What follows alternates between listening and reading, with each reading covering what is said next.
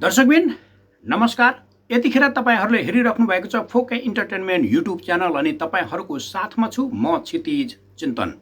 High dividend capacity रहेको hydro सेक्टरको 6 वटा कम्पनीको बारेमा तपाईहरुलाई जानकारी दिँदैछु आज।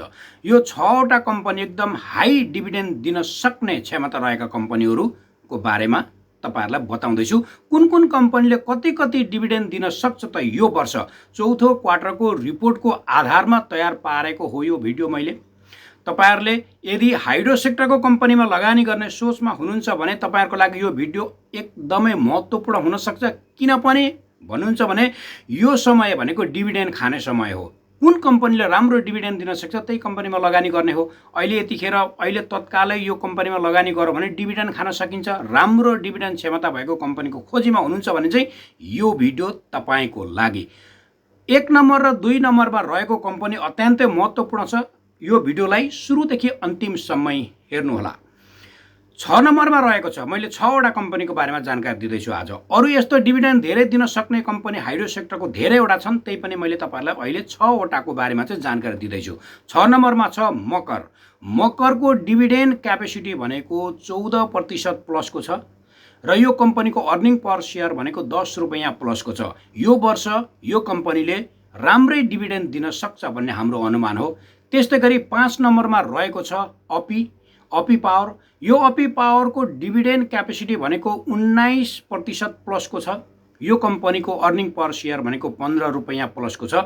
यो वर्ष अपी पावरले पनि राम्रै डिभिडेन्ड दिन सक्छ भन्ने हाम्रो अनुमान हो। त्यस्तै गरेर 4 नम्बरमा रहेको छ एसएमएचएल। यो कम्पनीको डिभिडेन्ड दिन सक्ने क्यापेसिटी भनेको 18% प्लसको छ र यो कम्पनीको अर्निङ पर शेयर भनेको 18 रुपैयाँ प्लसकै छ। यो मैले जति पनि डाटाहरु देखाइरहेको छु यो चौथो क्वार्टरको रिपोर्टको आधारमा तपाईलाई देखाइरहेको छु। त्यस्तै गरेर 3 नम्बरमा रहेको छ सीएचसीएल। सीएचसीएल को डिभिडेन्ड डिस्ट्रिब्युट गर्न सक्ने क्षमता भनेको 23 रुपैयाँ प्लसको छ। 23% प्लसको छ र यो कम्पनीको अर्निङ पर शेयर भनेको चाहिँ 7 रुपैयाँ प्लसको छ। अब यो वर्ष पनि यो सीएचसीएल यो कम्पनीले राम्रै डिभिडेन्ड दिन सक्ने क्षमता बोकेको छ। अब हेरौँ कति डिभिडेन्ड दिन्छ। अब यसको डिसिजन चाहिँ भइसकेको छैन, तर डिभिडेन्ड दिन सक्ने क्षमता भनेको 23 लगभग 24% को क्यापेसिटी छ यो कम्पनीमा। त्यस्तै गरेर 2 नम्बरमा तपाईहरुलाई बताउँदैछु MEN माउन्टेन इनर्जी। माउन्टेन इनर्जीको डिभिडेन्ड क्यापेसिटी भनेको यो क्वार्टरको चौथो क्वार्टरको रिपोर्टको आधारमा यो कम्पनीले 50% प्लसको छ। डिभिडेन्ड डिस्ट्रिब्युट गर्न सक्ने क्षमता भनेको 50% भनेको नट अ जोक गाइज, एकदमै राम्रो क्यापेसिटी हो। यो कम्पनीले अहिले 25 रुपैयाँ प्लसको इन्कम गरिरहेको छ पर शेयर। अर्निङ पर शेयर 25 रुपैयाँ प्लसको छ। अब यो आउने वर्ष यो कम्पनीले राम्रै डिभिडेन्ड दिन सक्छ भन्ने हाम्रो अनुमान हो। 50% याद गर्नुहोला। त्यस्तै गरी 1 नम्बरमा कुन कम्पनी छ त? 1 नम्बरमा यस तपाईहरुले गेस गरिसक्नुभयो, साहस ऊर्जा लिमिटेड। साहस ऊर्जा लिमिटेडको चौथो क्वार्टरको रिपोर्ट अनुसार यो कम्पनीको डिभिडेन्ड दिन सक्ने क्षमता भनेको 80% प्लसको छ। 80% भनेको एकदमै उत्कृष्ट हो। यो भनेको चान्चुने कुरा होइन दर्शकबिन। साहस ऊर्जा लिमिटेडले चौथो क्वार्टरको रिपोर्टको आधारमा 29 रुपैयाँ प्लसको लगभग 30 रुपैयाँको हाराहारीमा कमाई गरिरहेको छ। अर्निङ पर शेयर भनेको 29 रुपैयाँ प्लसको छ, लगभग 30 भन्दिम यसलाई। र यो कम्पनीको डिभिडेन्ड क्यापेसिटी भनेको 80%। Not a joke guys. यदि तपाईहरु हाइड्रो सेक्टरको कम्पनीहरु खोजिराख्नु भएको छ भने तपाईहरुको लागि यो 6 वटा मध्ये कुनै पनि कम्पनी विकल्प बन्न सक्छ। तपाईहरुले यसमा लगानी गरेर राम्रो डिभिडेन्ड खान सक्नुहुन्छ।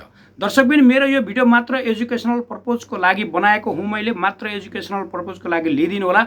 मेरो भिडियोको आधारमा कुनै पनि कम्पनीको शेयर किनबेच चाहिँ नगर्नु होला। म तपाईहरुलाई कुनै पनि कम्पनीको शेयर किनबेच गर्नको लागि अनुरोध गर्दिन। यदि कुनै कम्पनीमा लगानी गर्नुहुन्छ, कुनै कम्पनीको शेयर किनबेच गर्नुहुन्छ भने तपाईको आफ्नै डिसिजन गर्नु होला। मैले मात्र एजुकेशनल पर्पजको लागि यो डाटा तपाईहरु सामु प्रस्तुत गरेको हो। यदि तपाईहरुलाई मेरो यो भिडियो मन पर्छ, इन्फर्मेटिभ लाग्छ भने एक लाइक, कमेन्ट र शेयर गर्न नभुल्नुहोला। तपाईहरुले नै माया गरेर गरेको एक लाइक, कमेन्ट, शेयरले मलाई यस्तै अर्को भिडियो बनाउन धेरै भन्दा धेरै हौसला मिल्नेछ। अहिलेसम्म पनि तपाईहरु मेरो च्यानलमा नयाँ हुनुहुन्छ र सब्स्क्राइब गर्नुभएको छैन भने आजै सब्स्क्राइब गरी नजिकै रहेको बेल आइकनलाई दबाइदिनु होला, यानि कि मैले अपलोड गरेको हरेक भिडियोहरु तपाईहरुसम्म सजिलै पुग्न सकोस्।